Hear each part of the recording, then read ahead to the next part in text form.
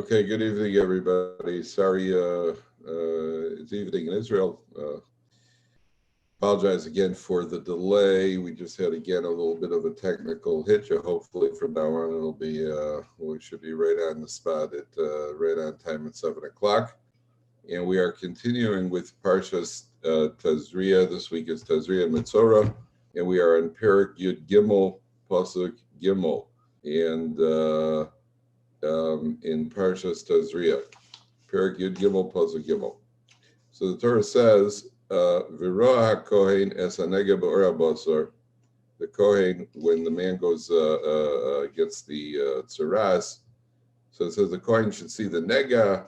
The Kohen has to examine it, and so on and so forth. Yesterday we spoke about why it's called a nega at all. What the concept of a nega is, that it means that HaKadosh Baruch Hu has touched him in a very direct way, if you recall. Now, the question the commentaries ask is that we are told, the Gemara says, that that when a person was going to be visited by this tsaras plague, so there were three different levels. There was first there was a discoloration in the house, which the Torah describes, goes through a whole process where the Kohen then goes and he starts dismantling bricks, and he goes through the whole purification of the house. If a person has not done tshuva, then it gets a little closer to home and it gets onto his clothing. And then if he doesn't do tshuva, then he gets the tsaras that goes onto the body, which are very, very humiliating, and it's very uncomfortable. It is a physical manifestation of a ruchni disease. That means it's brought on by ruchni effects of whatever out here the person has done. But it definitely has a physical manifestation besides the humiliation that this man has to go through by leaving the camp and walking in and everybody seeing that he's got tsaras. Then he goes out of the camp and he's isolated, and everything that the Torah describes. The question that the commentaries ask is that, on the one hand, we're told that when HaKadosh Baruch Hu brings this punishment, so he brings it in varying degrees. At first, you get like a warning, what they call the warning shot across the bow. It's first on the house, on the bricks, then on the clothing. And then if a person still hasn't gotten the message, sometimes in life people don't get the message. And then it gets onto the body. As a matter of fact, there was a very interesting incident here in Israel where there's a young man named Eli Yadid. And Eli Yadid was in the, there was a tragedy that took place in Israel. We must be going back about 15 years ago. There was a wedding hall, and the wedding hall collapsed. The Versailles wedding hall collapsed. I don't know if you remember the incident. And about 20 people, unfortunately, were killed. Eventually, the builder and the architect, I think they went to jail because they had done it. There was faulty building, but there was a dance floor at this wedding, and this young man, Eli Yadid, was there. And he was not, he was fortunate that he didn't get killed. 2 weeks earlier, he had been at the Dolphinarium, which was a club. He was waiting in line to get into this club in Tel Aviv, and there was a terrorist attack at this club. It was just 2 weeks earlier. About 6 years before that, Eli Yadid had been in high school, and there was a terrorist attack. He actually helped the security guard disarm the terrorist. Then after this Dolphinarium attack, I think the Dolphinarium was 2 weeks after, I might be getting him mixed up. They asked Eli Yadid, well, does this mean you're going to do tshuva now? And Eli Yadid says, no, next Saturday night, I'm going to be at a club. I mean, sometimes, the messages sometimes are pretty obvious, and sometimes people don't get the message. So here you have a person who first there's a discolor, his house is affected, then his body, then his clothing is affected, then his body is affected. Yet when the Torah describes it, the Torah describes it in the opposite order. The Torah first goes through all of the laws affecting the person who, on the body, when he has tsaras on the body. Then it goes to the clothing and the process for purification and what the Kohen has to do and so on and so forth. Then it goes to the house. The commentators ask, why is there a reverse order if that's not the order that they came? There is one opinion that for Lashon Hara it goes straight to the body. But the basic idea is that it doesn't go straight to the body. So why does the Torah describe it in those terms? So the commentators explain that it's very similar to a father. Imagine a father has a son, and he gives his son the car. And the son knows the rules, and he knows that he's got a curfew, and he knows he's not supposed to get any moving violations. The parking ticket once in a while happens, but no moving violations.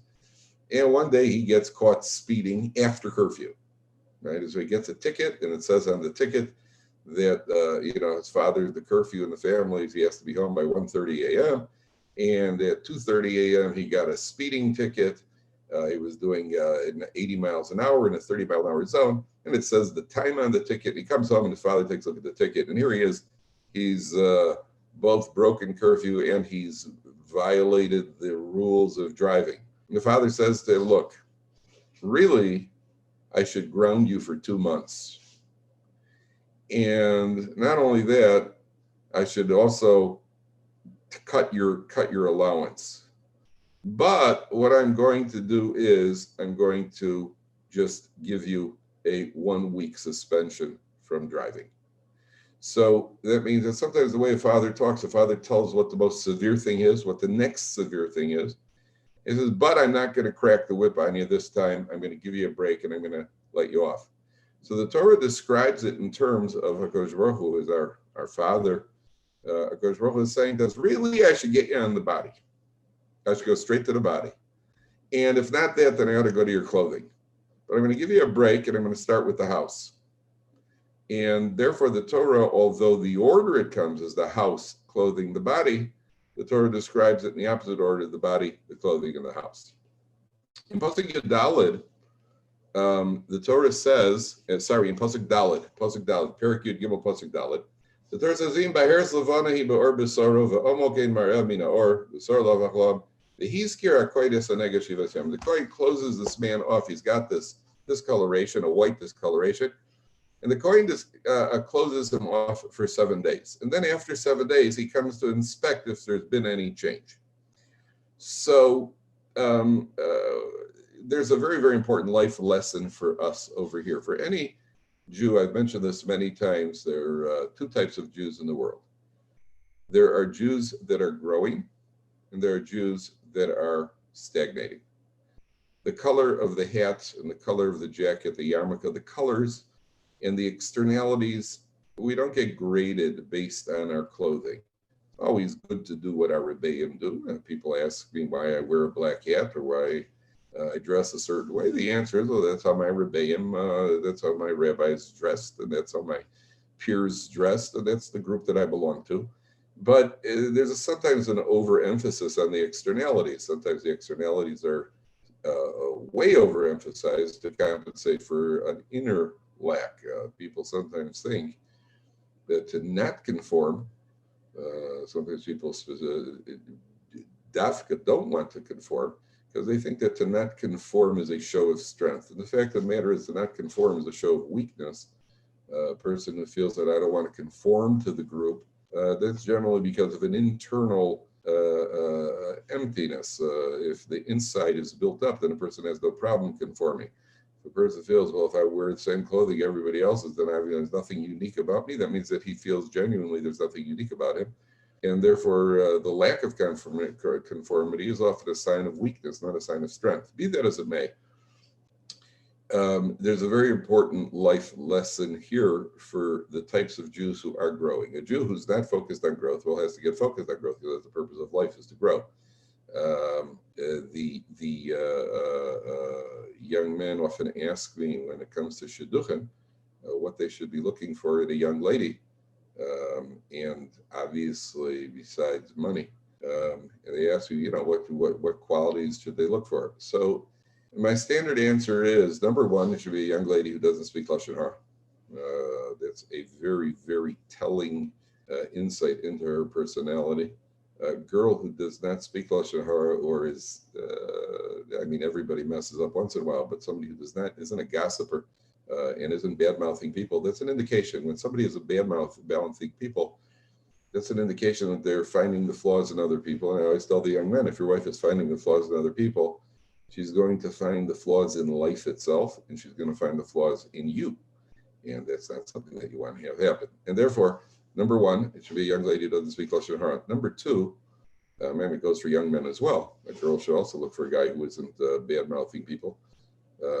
But number two, I always tell the guys, it doesn't matter how much, it's almost, no, it doesn't matter, but it's almost insignificant how much book knowledge a young lady has. And it's almost insignificant how much time she has spent. There's so many young ladies who are balas chuvas who have not had a lot of Jewish background.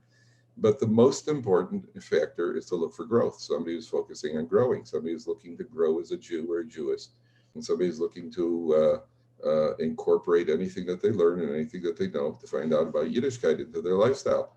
And that's our job in life. Our job in life is to grow. Now, the mistake that some people make is that, and this is very common for boys in yeshivas, is a boy will come to the Rebbe and say to Rebbe, you know what, I don't feel that I'm growing. Now, what I always tell the boys is, you can tell whether you're happy or not. Only you know internally whether you're happy or not. Other people could sense it on you, but you know really what's going on deep down inside.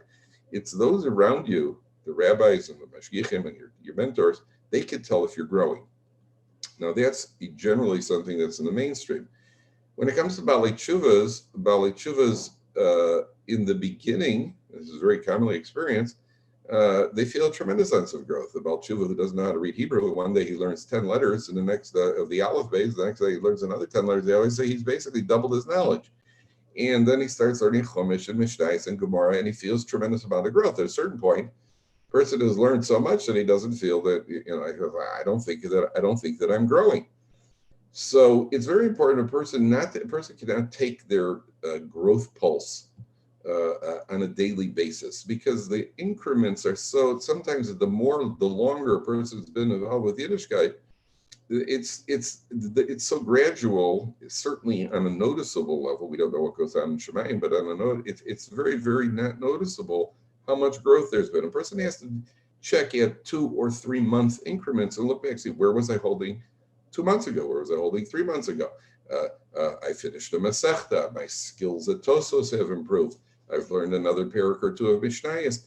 And to check the growth at longer intervals, because a person can be discouraged if they try to check their growth every day. It's very, very difficult to notice it. On the other hand, a person has to know that the growth never stops. And they're one of the things that we've done often at the yeshiva, we've often taken boys at Or Sameach who have very little Jewish experience. We've taken them to yeshivas. They go to Mir. We've taken them to Panovich, because you go in and you see a yeshiva that's bustling with people learning Torah, and it shatters many of the stereotypes and the illusions that people have. People often think of a yeshiva as a monastery. They picture it some sort of dark damp hallways, with gravel-lined hallways with little candles sticking out of the walls, and just a bunch of people with hoods walking around, kind of morbid place. And nothing can be further from the truth. So you take a bunch of boys into Panovich, and the energy from the learning and the energy that you go into the Mir Yeshiva, and people are stunned by it. So there's actually an incident in Israel that a group of secular Israeli soldiers were taken by one of these outreach organizations. They were taken to the Panovich Yeshiva, and one of the soldiers that walked in, and one of the guys is stood there, standing there looking, they're stunned, their impression of what a yeshiva is, and seeing what's called Milchamta Shel Torah, the battle of Torah. People are energized and trying to understand the Gemara. And one of these young men, he sees a little old man, and he walks over to him. He says, "Tim, can I ask you a question? How long have you been here?"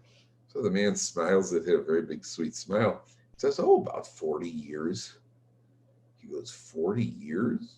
And you feel you're still making progress?" He says, "Oh, Baruch Hashem, a little bit every day. Oh, every day I make a little bit of progress."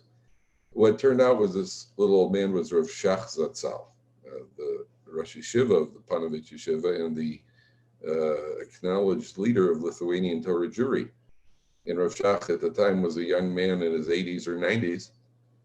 But his attitude is correct. The attitude is, we grow a little bit every day. Now, if a person measures this, we learn here from the Torah that even the Kohen, when he comes to inspect the tzaras, he doesn't inspect it the very next day, because the change is going to be too subtle for the Kohen to pick it up. Therefore, he waits for a week.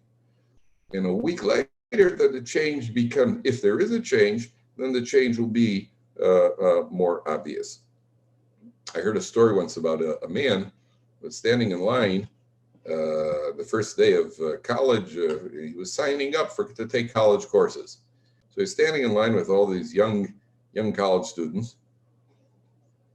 And one of the students turns to him. He says, "Excuse me, sir, could I ask you, what are you doing here?"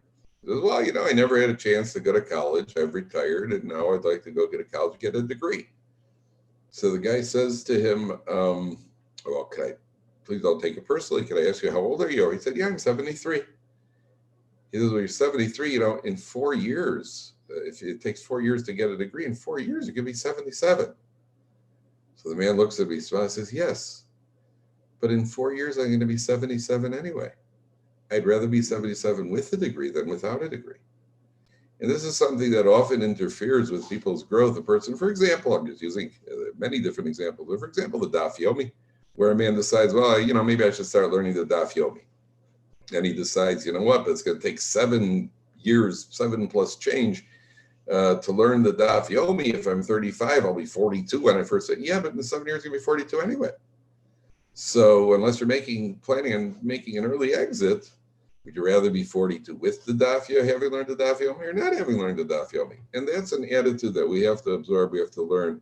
We have to always internalize the idea that we were put here to grow. And when we look back after a certain amount of time, we look back and then we can measure the growth. It's more perceptible when we look back, not to take to see the subtlety will be lost on us, and we try to check for that growth every hour, every day. In Pasuk Vav, Rashi tells us something over here that the Kohen, the man has been closed off, and then the Kohen sees him again, and the nega, this lesion or this mark of the tzaras is not spread, and the Kohen then declares him tahor. And Rashi makes a very telling statement over here. Rashi says that because the end of the pasuk says the chibes begoda v'tahir, he has to wash his garments and become purified. And Rashi says over here, hoil v'nizkak lihi soger, since he had to be closed off at all, nikra tameh, he's called tameh v'tzarich tefillah. Now, here we're talking about somebody who was not rendered tameh officially. The Kohen never paskined him tameh. Yet Rashi uses an expression that since he was closed off, he's called tameh. Now, what the Musar greats tell us is that there are certain times in life where maybe you're innocent, but you're no tzaddik. Maybe you didn't do anything wrong. It's like the kid who throws something in class and somebody else laughs. And okay, you can't blame people for laughing, but there is some kind of subtle encouragement coming from the side. You didn't do it. You're certainly no tzaddik. Here's a person who is closed off. If you had to be closed off to begin with, there's sometimes in life there are incidents, something happens in a house. Let's say the parents here, the parents come home and they see that something got painted on one of the walls, or one of the what do you call it? There's eggs that are broken and cracked all over the floor. Parents went out for the evening. Parents usually know immediately who didn't do it. They may not know for sure who did do it, but they can know who didn't do it. And therefore, the rule here is that just being suspected is a flaw. A person should be beyond, and I'm sure that everybody knows people that they would never suspect of certain things. People that you would always suspect of certain things, even if they haven't actually done it. Therefore, the Torah is saying, the guy's closed off. Why was he closed off? Well, he had something that might or might not be paskined as tzaras. Well, why did you even get to that point? Why were you anywhere near there? Sometimes you find that there's a crime and a guy's accused of a crime. He didn't do it. What were you doing anywhere near there? And why were you hanging around with the type of people that are accused of crimes? And why should anybody even think of you as having committed the crime? And therefore, if a person gets to the point where they're suspect of something, that also means they're tameh. Doesn't mean necessarily halachically tameh. There's something wrong. There's a flaw that needs to be corrected. There's a famous story. A Rosh Yeshiva calls in a bacher, and he says, Reuven, you're immediately expelled from the yeshiva. Says, Rabbi, why? What? Why? What did I do? Says, Ruvain, somebody reported to us that they saw you in town and you were holding hands with a girl. He says, yeah, but Rebbe, it's not true. Shiva looks and says, what? It should be true also? That means, why is anybody even suspecting you? Why is anybody even saying a story like that about you? The fact that somebody's even saying it is already a problem. And therefore, we have a rule. And the rule is, and we learn it from the B'nai Gad and the B'nai Ruvain, the Torah says a principle, V'hiyisem nekiim meHashem u'meYisrael. You should always be clean. You should have a clean reputation. What that means is that if somebody sees you doing something which is perfectly okay, but the person looking at you may not know that it's okay, then you should make sure to explain your actions. I'll give you an example. In our shul, there was in the shuls, there's always a pushka. And in every minyan, somebody was assigned in our shul that when your minyan finishes, so somebody should empty out the pushka, because if you leave money in pushkas somehow attract little kids, especially when there is a little store nearby that sells sweets. So in every minyan, there was somebody was assigned to empty out the pushka. And in my minyan, I was the one assigned to do it. So every morning I would go, and on my way out of shul, I would pick up the pushka and I would empty it into my hand, and then I would put the change in my pocket, and at home I would put it into a bucket. One day I emptied out the pushka into my hand, and as I'm doing it, there was a stranger in the shul, and he was sitting there right by the back of the shul watching me do this. And he watches me empty the pushka, and he gives me a kind of a look, a strange look. Now, I'm sure he didn't suspect me of stealing the money in broad daylight, and I'm sure he didn't suspect me of stealing the money at all, but it made me realize that what if it would have been somebody who does suspect me? So from that point now, what I did was I would bring a plastic bag, and then I would take the pushka, and I would make a big show of pouring the pushka into the plastic bag. You know, when you have a plastic bag, then it becomes much more official, and then nobody suspects you. And, I even said to the guy, I was once in England, and I was in a shul, and I was walking out of the shul on a Friday night. I'm walking out of the shul, and as I was walking out of the shul, there's a young man there talking on the telephone. He had his cell phone with him, and he was talking on the telephone. I didn't even register. I guess we've gotten so conditioned to seeing people talking on the telephone. They didn't even register with me that there's a problem with this guy talking on the telephone. It just, for some reason, my head wasn't there. And as I walked out, I looked at the guy, just so, he happened to be standing by the entrance. And as I walked past, he said to me, I'm the head of Hatzalah in this town. I'm on a Hatzalah call right now. Because he doesn't know, everybody in the shul knew who he was, but no, and everybody in the shul knew that he's a Hatzalah guy. He saw me, I looked at him, he saw a stranger, and who knows what the stranger was thinking, therefore he fulfilled the V'hiyisem nekiim. So the lesson of the Torah here is that a person should try to be flawed. Don't even give reason of people, don't give reason of people to even suspect you. The fact that somebody even suspects you is already a reason for a person to be labeled, not paskin, but labeled as tummy. In Parak Yud Gimel, Pasuk Yud Gimel, 13:13, so the Torah describes a person who has had a tzara'as mark on his body, and it's white. And then in Pasuk Yud Gimel, the person is closed off, and the Kohen comes out. V'roa haKohen v'nei kisas ha'tzara'as kol b'saro. This tzaras has covered the person from head to toe. V'tihar es hanega kulo hafach lovan toharu. The Kohen then paskins that this man is tahor. Now, here's a man who's got not only a small discoloration, a white discoloration on his body, his whole body turns white. So the rules of tzaras were not, we don't know the laws of tzaras. The Kohanim had to be experts in those halachas, and the Kohen had to take a look at it. The Kohen had to paskin it. But some of the commentaries certainly try to explain what the symbolism is, what the Torah is trying to communicate with this. So here, where a person he's covered head to toe with this white discoloration, the commentary suggests, you see, it's very humiliating. The whole thing is humiliating. And the purpose of this humiliation is that if a person has done any of these averas generally stem from an overinflated ego, and a person's a little bit too impressed with himself. And here, when a person gets tzaras, it's a very, very subduing. What in Hebrew called it's hachna or it's mashpil. It very, very much reduces a person's ego. If I could just imagine nowadays somebody walking around with leprosy and everybody staring at him, and it's just very unsightly.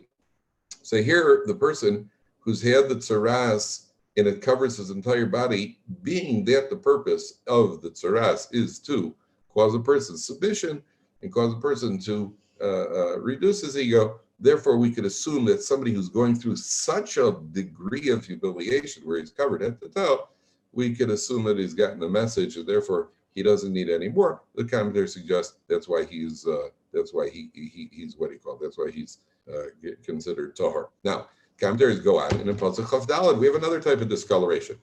And here, we're talking about, in Pasuk Chaf Daled, Pasuk 24, it says, O basar kiya be'oro michvas eish. It's some appearance of a burn. V'aisa michias ha'michva b'heres levana adam demnes o levana. So it's a burn. It appears like a burn, which has a whitish and a reddish tinge to it. So again, the commentaries the commentaries suggest what the symbolism and what the message is. So as we mentioned yesterday, there are 7 causes why a person could end up getting tzaras, and one of those causes is a person involved in immorality. Now, when it comes to immorality, there are several things that happen. Number one, the Yetzer Hara, the evil inclination, is burning. It burns passionately in a person. The men of the Great Assembly, when they davened that the Yetzer Hara of idol worship should be removed, the Gemara in Sanhedrin says that a fiery lion, a lion of fire, came out of the Holy of Holies. And as he went zooming past, I said, that's the Yetzer Hara of idol worship. Idol worship was a tremendous desire and passion that people have, something beyond our comprehension, how people could be, how there could be a Yetzer Hara for idol worship. How could people be tempted to go worship idols? Something beyond our comprehension. But again, there are many things that a person who's never experienced can't possibly fathom. People ask all the time, gee, I wonder what heroin is like. Now, to ask a heroin addict to explain the sensation and the feeling of heroin, it's impossible. It's like saying, well, what's heroin like? Well, it's just like marshmallow fluff, but different. You can't possibly understand it. It's not something that a person, there are people who get a thrill jumping out of airplanes, hopefully with a parachute. Now, if you tell somebody who has no interest whatsoever in jumping out of an airplane and with a parachute, why do you enjoy endangering your life? What would you do? Why would you bungee jump? There are people who do all sorts of what they call extreme sports. They're called extreme sports. We call them extremely stupid sports. A person is involved in extreme activity. So there is a psychological reason for it. From a Torah perspective, we understand why people do these extreme things. Those of you who have gone to amusement parks and have ridden on various types of roller coasters and supersonic dinner spinners and all these things. Personally, I'm a demon on the merry-go-round, but that's about as far as it goes. My feet are always firmly planted on the ground. But those of you who, the amusement parks, people pay to get to experience something that simulates danger, even though they're basically safe. Underlying this strange desire that people have to go climbing mountains and get blown away in blizzards and off of cliffs and wrestle with alligators and the like, underlying it is a certain emptiness where a person feels that when he engages in this activity and then he survives it, he has a greater appreciation for life. Now, obviously, that means that he feels empty. And once, wow, I climbed that mountain, I bungee jumped, wow, I'm still alive. Then a person has, even though the danger may be very, very minimal, and certainly in an amusement park where it's simulated danger, yet a person gets off, people often get off of these rides and say, wow, it's good to have my feet on solid ground again. Oh, nobody made you get on the ride. You actually paid to get on the ride. It's often that feeling of, now I got a greater appreciation. That's what's happening deep down inside. A person feels they have a greater appreciation for life. Be that as it may, Torah Jews don't need that, because the Torah Jew has an appreciation for life. We understand the purpose of life, and we're fulfilled with life. And it doesn't mean that we don't have our moments, and it doesn't mean that we don't have ups and downs. But we're not looking to go climbing cliffs in order to get a greater appreciation for life. So the Yetzer Hara of idol worship is something beyond our comprehension, yet it appeared as a fire. There are sources in the Gemara that said the Yetzer Hara for immorality appeared as a fire. And we even talk about a person, we associate, the Yetzer Hara is burning within someone. He feels the Yetzer Hara is burning inside and it's pushing him. So when a person gets involved in immorality, there are three things that happen. Number one, there's a fire, but the fire, the Pasuk in Mishlei says a person who gets involved in this area of life, it's as if he's walking on hot coals, which means that ultimately this person is going to be in much bigger trouble than just hot coals, because he's going to be experience what's called the fires of Gehenna. And there's one source of the Gemara that says that one of the Averas a person could never get out of Gehenna for is the Avera of immorality with a married woman. So first of all, the Michias Eish over here, according to the commentaries, this is referring to a tsaras punishment that visits somebody because he has been involved in the Avera of immorality. So number one, the Pasuk says that it's a Michvas Eish. It's got the appearance of a burn. Number two, it's got white and reddish. It's got a whitish tinge to it and a reddish tinge to it. The white symbolizes the embarrassment that this woman's husband goes through when people find out that his wife has been unfaithful. So the husband is then going to suffer an embarrassment. And furthermore, there's going to be the red represents the blood, because it's very likely that the husband may then try, successfully or otherwise, but he may attempt to kill the person who is the adulterer. And therefore, since all three are involved, this mark of tsaras symbolizes that form of Avera, the Avera of immorality. That's what the commentaries say. Furthermore, the Torah then goes and talks in Pasuk Mem Beis, and this is another very interesting characteristic of human beings. The Torah talks about in Pasuk Mem Beis, Pasuk 42, V'chiyeh bekarachas uvegabachas nega lovan adam dam, in Pasuk 42, which is a whitish reddish discoloration without looking like a burn.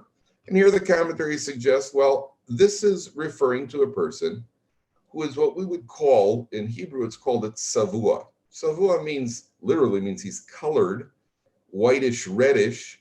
But in English, I think the best word we have somebody who's two-faced, somebody who puts on a front, but he's not sincere on the inside. And many averas in life stem from a person who's tries to deceive people, and he's not what's called toho kabaro. Toho kabaro means that his inside matches his outside. What we call what you see is what you get. The Gemara says that Rabbi Gamliel had a moratorium in his base medrash. He only allowed talmidim in who were toho kabaro. Toho kabaro means you have to be you have to be genuine. What we call genuine, a person who's not trying to hide anything. And a person who is a deceiver and he's a con artist and he's trying to con people all the time, and he's really two-faced and he's a backstabber, and therefore the person will end up with this punishment of tsaras.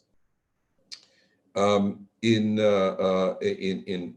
Pasuk Mem Hey, we see the punishment that this person undergoes, and he's outside of the camp. Vehat sarua, in verse 45, Hatsarua asher bo nega, the person who has tsaras, who has this this flaw, begadav yufrubim v'rosha yeparua, he rends his garments and his hair grows. Val sofa miata, he does not shave. Vitame tame ikra, he has to cry out tame tame. Anybody who goes near him, anybody where he is outside the camp, he has to proclaim, he has to yell out tame tame, which means that people should move away from him. Now, could you imagine a guy's isolated alone outside of the camp, and anybody who goes even near him, he says, "Oh, don't come here, Tommy." Something again, which we could imagine nowadays. Unfortunately, we're going through this nowadays, where we are distanced from each other, where we're not allowed within 2 meters of each other. We have to wear masks, and everything that we're going through. Now, imagine a person who's the only one.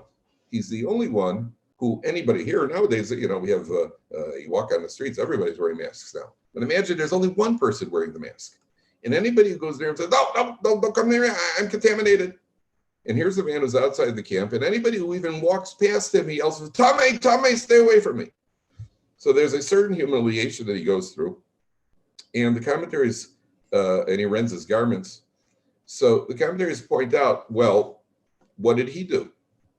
How did he get to this state?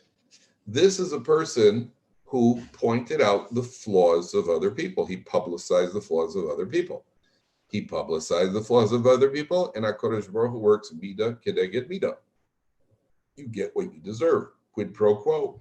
Therefore, since he publicized the flaws of other people, he's now in a situation where he's going to have to publicize his own flaws. And anybody who comes near him, he yells out, Tameh, Tameh. Therefore, the Torah says that here's a person who is going to get, the fruits of what he did. And the Gemara in Sota says that HaKadosh Baruch Hu works midah kineged midah, works both in the positive and in the negative. When a person does negative, he gets paid back with the negative, midah kineged midah. And when a person does the positive, the same thing. The person, what goes around, comes around, except that the positive HaKadosh Baruch Hu pays with greater dividends. Number one. Number two, he has to rend his garments, because rending the garments is always a symbol of mourning. And the person is mourning for himself. The person is mourning that he got to a state. Not that he's mourning the state itself. He's mourning the fact that he even got to a state where he has to go through this. That means, there was once a shul, and it was Tisha B'Av, and they were saying the kinos on Tisha B'Av morning, which is a custom of the Jewish people. We always say kinos. And there was an elderly man, a blind man in the shul. And at a certain point, he wasn't feeling well. So he told the person who was, he told one of the people who was there in the shul, he said to him, can you please do me a favor? Can you walk me home? I don't feel well. So this man kept his face in his kinos. He said, I can't walk you home right now. Right now I'm saying kinos. So the rabbi of the shul walks over to the man. He says, you know why you're saying kinos? You're saying kinos because the Beis Hamikdash is in ruins.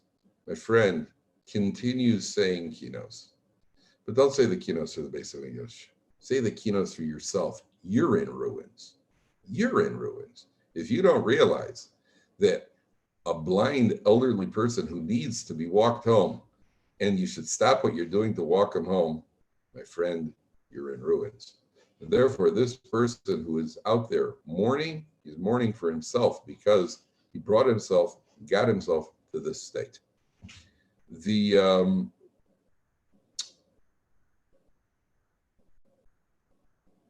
In Pasuk Mem Vav,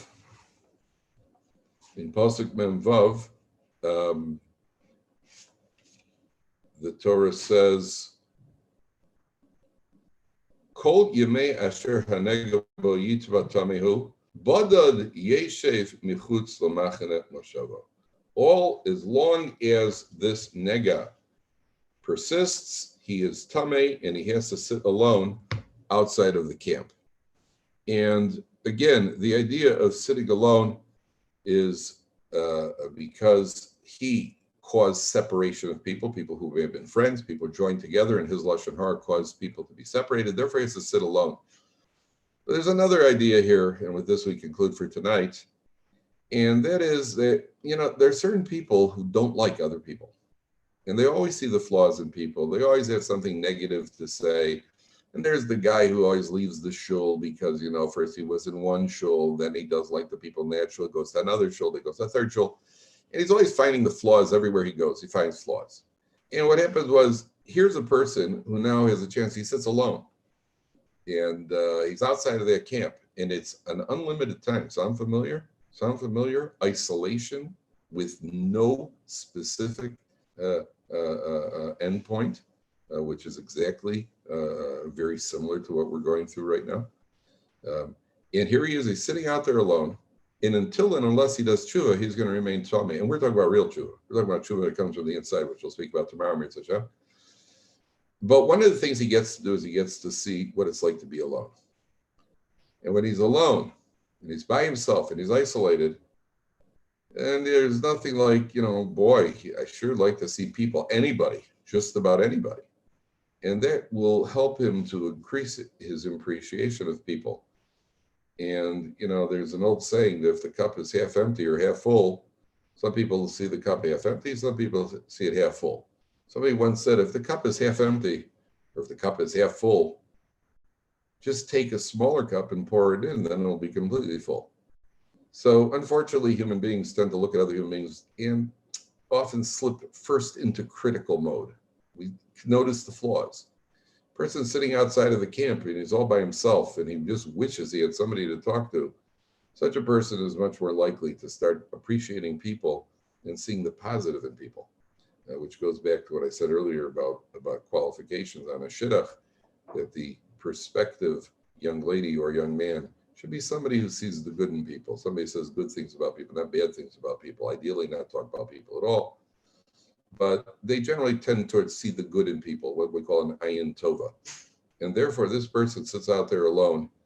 And I think that, again, this is one of the, I don't think this is original, and I think everybody has probably come to this on their own. The idea that now we have time, we who are alone with our families or with friends or wherever we are, we're not in the same social opportunities that we have. Give us a greater appreciation of people. Give us a greater appreciation of those people who sometimes we're a bit short with or we have a little less tolerance for. Just the fact that we are forced into a situation where we don't have access should help us to gain a greater appreciation for people. And that is the lesson of the Mitzorah sitting outside the camp by himself. Tomorrow, Be'ezras Hashem, we will continue at 7 o'clock. And again, I apologize for the delay tonight and last night. And tomorrow, Be'ezras Hashem, we will be on at 7 o'clock sharp from Or Sameach's Streamline program. Good night, everybody, and we'll see you tomorrow.